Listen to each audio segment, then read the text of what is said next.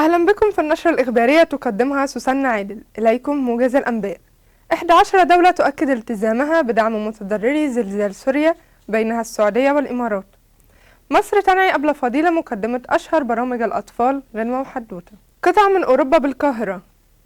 مصر إنشاء شركة استثمار للمصريين بالخارج ودراسة التبادل بالعملات المحلية مع روسيا والصين لتخفيف الطلب على الدولار.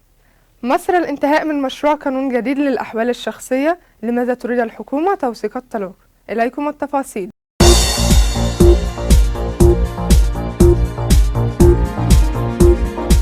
أكدت 11 دولة من بينها الإمارات والسعودية ومصر والأردن التزامها بالتخفيف من معاناة المتضررين من الزلازل التي ضربت سوريا، بحسب ما ذكرت وكالة الأنباء الإماراتية.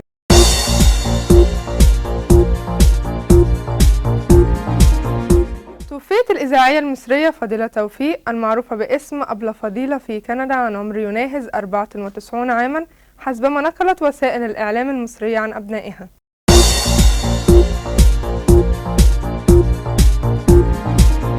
سلط المصور المصري أحمد عبد الرحمن الضوء على أسلوب العمارة بمنطقة وسط البلد، باعتبارها وجهة بارزة في القاهرة بمبانيها التراثية العريقة التي دامت منذ عشرات السنين.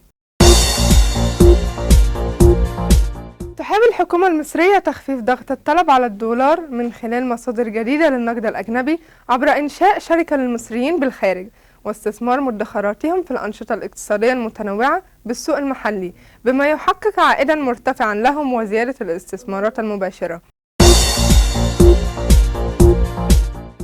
انتهت وزارة العدل المصرية من وضع قانون جديد للأحوال الشخصية هدفه تحقيق التوازن بين حقوق الرجل والمرأة، فيما سيتم عرضه للحوار المجتمعي قبل إحالته إلى مجلس الوزراء بالموافقة عليه ونقله إلى البرلمان لإقراره. وقال مشرعون إن القانون الجديد من شأنه المساهمة في خفض معدلات الطلاق المرتفعة في السنوات الأخيرة.